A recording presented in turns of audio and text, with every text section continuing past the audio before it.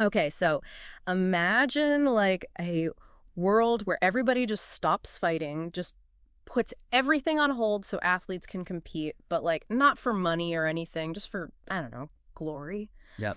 And it's all a giant tribute to Zeus. That's the ancient Olympic Games. Oh, it's Our deep dive today is going to take us from those ancient rituals to the mega events that we see today. oh cool. And we're using Wikipedia for this. Wow, that's a great source. It's amazing to me how much it's changed over time, Mm-hmm. thousands of years from, like you said, those religious festivals to what we see today. It's really a journey. Yeah, for sure. So let's start with ancient Greece. Okay. Every 4 years, they would hold the Olympics in Olympia, and it was this big festival to honor Zeus. They'd have like running and wrestling and boxing, Uh-huh. and there were even combat sports like pankration, Oh wow. which is kind of like if you can imagine like ancient MMA. Oh, that's pretty intense. Oh yeah, and of course they had the chariot races. Right, right. Big, big spectacle, tens of thousands of people. They would travel to Olympia for this. Yeah, it was a massive cultural event. It really brought people together. Yeah. A lot of people think that meant that all the wars stopped. The Olympic truce. Yeah, I always thought that was the case, that they just completely stopped fighting. It's it's a little more complicated than that. Yeah. It wasn't really about total peace. It was more about making sure that people could travel to the games safely, through warring territories under Zeus's protection, right? Okay. It's kind of interesting, the relationship between sport and politics, Yeah, even way back then, for sure. because the games, they were a religious thing. They had a divine protection. Yeah, so in a way, the truce was more about just letting the games happen Right, exactly. It was facilitating that. than it was about just ending all conflict. Yeah. Interesting. So what about the actual competitions themselves? What were they like? Well, the first one that was ever recorded, this was way back, 776 BC. Mm. For the first 13 Olympics, the only thing they did was the foot race. They called it the stadion. Wow. Can you imagine just training your whole life for just one sprint? That's It's it. just one. All your eggs in one basket. Yeah, talk about pressure. That's intense. And then today we have, hundreds of events, right? Yeah. Summer and winter. And speaking of today, of the Mm. modern games, let's jump ahead to when it was revived, 1896, Right? in Athens. A nod to, where it all began. Yeah, full circle. And the guy behind this was Baron Pierre de Coubertin, Oh, yeah, French historian. Yes. He founded the IOC. in 1894. Yeah. And his idea was to promote peace and friendship through sport. It's a powerful idea, right? Mm. Trying to bring everybody together no matter what their differences are. Yeah, Yeah, it's visionary. it was visionary. The first games, though, they weren't that big. It was only 241 athletes, Yeah. 14 countries. Wow, that's tiny compared to today. I mean, we have thousands of athletes, over 200 countries. It just exploded. And back then, it was all amateurs. Yeah, just for the love of the sport, Yeah. not for any money. Right. It was like you couldn't do it if you were a professional. It just wasn't the spirit of the games. Exactly, yeah. Yeah. And it kind of reflected the aristocratic ideal of the time. Then, as the games got bigger and more popular, that idea of amateurism, that got challenged, right? Oh yeah, for sure. I mean, think about what happened. Yeah. Mass media, Yeah. commercialization, sponsorships, all this stuff. The ancient Greeks wouldn't have even been able to comprehend this. Right. It's just a completely different world. And then, of course, you have the world wars, Right. the Cold War. All of that led to cancellations and boycotts. Yeah, 1916, the games were canceled. 1940, 1944, all canceled because of world conflict. Yeah. It just shows you that even something as big as the Olympics can be overshadowed by, what's happening in the world. For sure. Yeah. But they always came back, Yeah. The games always managed to survive. 1980, 1984, those games were impacted by the Cold War boycotts too. Shows you, politics, it's always there. Yeah. Always lurking in the background. Yeah. Even recently, right? Oh, yeah. 2020, Yeah. the Tokyo Games had to be postponed. Yeah, because of COVID. Yeah, and they had limited spectators. It felt different, It did. It really raises questions about what's going to happen to the games, Yeah. Yeah. Yeah. in the future. How they're going to adapt. Yeah, how are they going to deal with all this stuff? Yeah, speaking of adapting, let's talk about this whole amateurism, professionalism thing. It was a big deal for a long time, but then things started getting kind of complicated in the mid-20th century. You had athletes from the Eastern Bloc countries, and they were state-sponsored. Right. So these athletes, they were basically professionals, but in name only, right? Because they were getting government funding, they were training full time, and that put them at a big advantage compared to, athletes from other countries who were having to, pay their own way and just do it in their spare time. It really did. This seems like a really crucial turning point. Yeah. How did this shift, how did it affect the games? Oh, there was a lot of controversy. A lot of people were saying, this isn't what the Olympics is about. This is going against the spirit of the games. And then other people were like, look, this is the only way to keep up, Yeah. to make it a fair competition on the global stage. Yeah. And then when the Soviet Union collapsed, that really accelerated everything. So by the late 20th century, the Olympics, they pretty much embraced professional athletes. So it was kind of a gradual thing, right? Driven by stuff that was happening both inside and outside the games. Yeah. But it makes you wonder, can they really keep that original spirit, that spirit of just pure sport and unity, when you have all this money, all this national prestige? That's a great question, and it's one that people are still debating. How do you balance, these historic ideals with the reality of the world today, right? Yeah. It's all about money and competition. Yeah. That's a tough one for sure. It is. Yeah, it really is a tough question. And it makes me think about all the controversies, right? Because, you have this tension between amateurism and professionalism, and then on top of that, you have all this other stuff, Right. all these scandals and problems that the Olympics have faced. How do you reconcile all of that? It's tough. It's definitely been tough for the IOC. Yeah. Trying to make sure the games stay fair, stay true to what they're supposed to be. And then you have these controversies popping up, like the doping scandals. Right, the doping. They keep happening. Yeah, it's such a betrayal, right? Yeah. Of the whole spirit of the thing. What do you think? How does that impact how people see the games? Oh, I think it definitely hurts. People lose trust. Right. It's like you see this amazing achievement, and then you think, well, was it real? Mm-hmm. Or was it, it was all just drugs? Yeah. And it's not just individual athletes either. You have these whole countries accused of running these doping programs. Right, like state-sponsored programs, which is even worse, right? It is. It's like, it's not just a few bad apples. It's like, it's a whole system. Yeah. It's like they're trying to cheat the whole system. And then on top of that, you have the gender discrimination. Oh, yeah. I mean, it's crazy to think that for so long, women were just excluded from so many sports. Yeah. And some countries wouldn't even send women. I know. It's hard to believe, right? That was wild. It really shows you how deeply rooted some of this stuff is. Yeah. Like, it wasn't until 2012 that Saudi Arabia sent its first female athletes to the games. Right. Yeah, I remember watching those games and thinking, okay, well, maybe this is a turning point. Right. But yeah, you're right. We still have a long way to go. Yeah. Yeah. And then, of course, you can't forget about politics. Oh, politics. It's always there. Always there, yeah. We talked about the boycotts during the Cold War, but, even more recently, you have these political tensions that just find a way to seep into the games. Like 2008.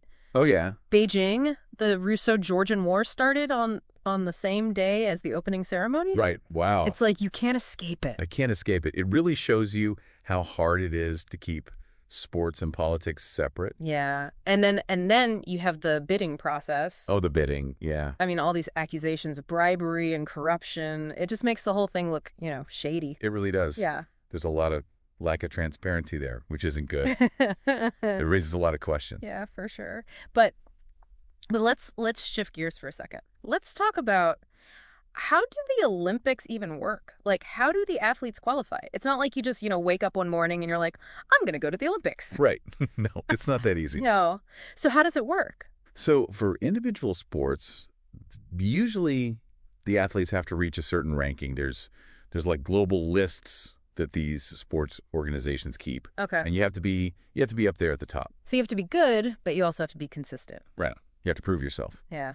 What about the number of athletes? Because, I mean, there's over 200 countries. Right. And some sports have thousands of athletes. So how do they decide how many each country can send? So each National Olympic Committee, they have a limit. Okay. So if a country has, let's say they have 10 athletes that qualify for a sport, but they can only send 5, the NOC has to decide who gets to go.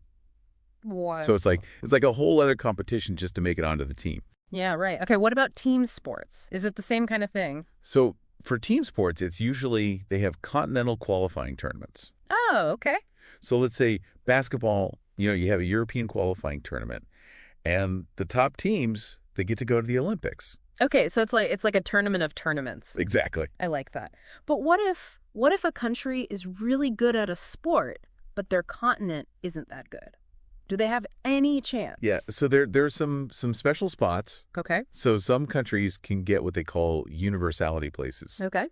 And that's for sports where they're underrepresented. So even if they don't, make it through the regular qualifications, they might still get a chance to go. That's cool. It makes it more inclusive, right? Right. Yeah. Okay, here's a question I've always had. How do they decide which sports are in the Olympics? Because there's so many sports, and they can't have them all. Right. It's very selective. The IOC, they have to recognize the sport first. Yep. And then, they look at a bunch of things like how popular is it? Is it, does it have a long history and tradition? How widely is it practiced around the world? What's the image of the sport? So it's not just about being, a good sport. It's about the image, too. Yeah. And they also look at, the health and safety of the athletes. Right. And, how well developed is the organization that runs the sport. So there's like a whole judging process. It's like the sports are competing to be in the Olympics. Pretty much. That's funny. And the program, it changes. Huh. After every Olympics, they review it. Okay. So sports can be added or taken away. It's a vote by the IOC members. So it's constantly evolving. It makes you wonder what we might see in the future. What's going to be the next big thing? Like maybe esports? Maybe. I don't know. Parkour? Yeah, I know. Something totally different that we haven't even thought of yet. Totally. Yeah. And we're talking about evolving. We should talk about some of the biggest moments in Olympic history. Yeah. The things that everybody remembers. Yeah. The iconic moments. Where do we even begin? I know, there's so many. There's so many. I mean, we have to start with Jesse Owens. Oh, yeah. 1936. Berlin. Right. 4 gold medals. Wow. Right in front of Hitler. Yeah, talk about a statement. Yeah. It was more than just sport, Yeah. It was like a blow against racism. It was powerful. And then you have Tommy Smith and John Carlos. Oh, yeah. 68. Mexico City. Yeah.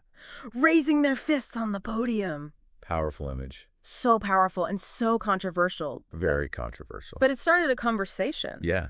It made people think. And, on a lighter note, who can forget Nadia Comaneci? Oh, yeah. 1976. Perfect 10. Perfect 10. Nobody had ever done that before. It's incredible. Yeah. She changed gymnastics. Yeah. And then more recently, you got Usain Bolt. Oh, yeah. Redefining speed. It's like he wasn't even human. Right. He was amazing. Across 3 Olympics, he was dominant. Yeah. But it's not just about individual achievements. Right? You also have these moments that involve, whole teams or even just, things that happen that are bigger than just the sport itself. Yeah, like 1972, Munich. Oh, yeah. The terrorist attack. That was so awful. It was a tragedy. It really shook the world. Yeah. And, of course, you have the Miracle on Ice. Oh, yeah. 1980, Lake Placid.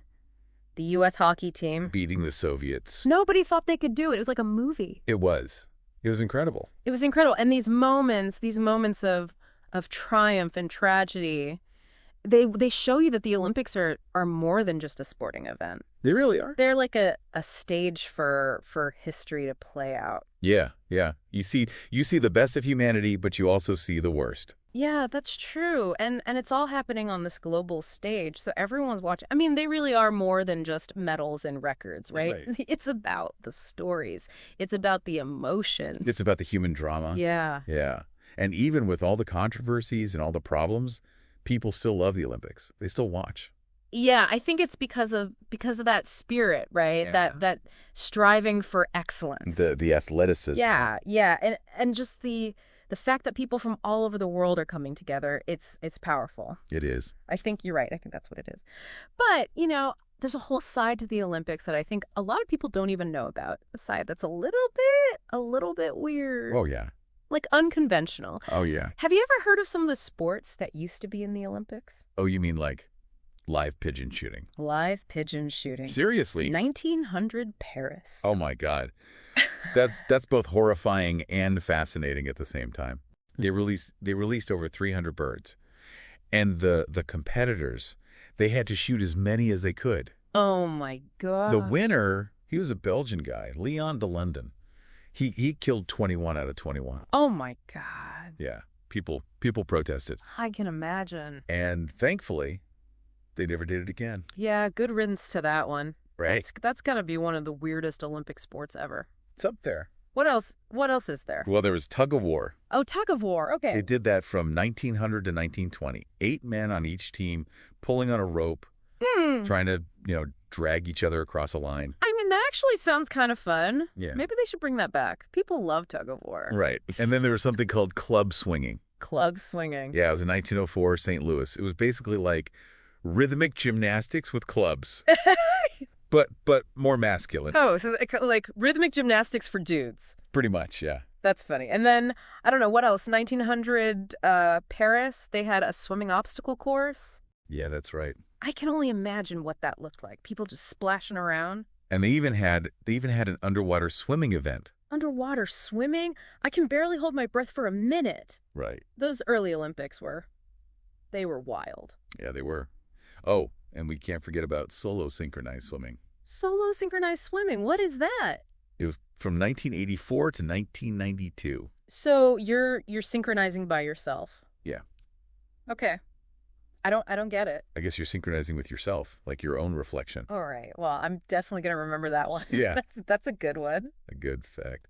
But we've really only scratched the surface here. Yeah, we have. There's so much more to talk about. The Olympics they're like a rabbit hole. They are. You could just keep going and going and going. Totally. We could talk about each sport, in detail. We could talk about the opening and closing ceremonies. Right. All the history and the culture behind those. Yeah. We could talk about the economics of the games, how it impacts the cities that host them. Yeah. We could talk about the fashion, the design, the technology. I mean, it just goes on and on. It's endless. So maybe we need to do a whole series on this. Yeah. But for now, let's try to wrap up this initial exploration. Yeah. What do you think?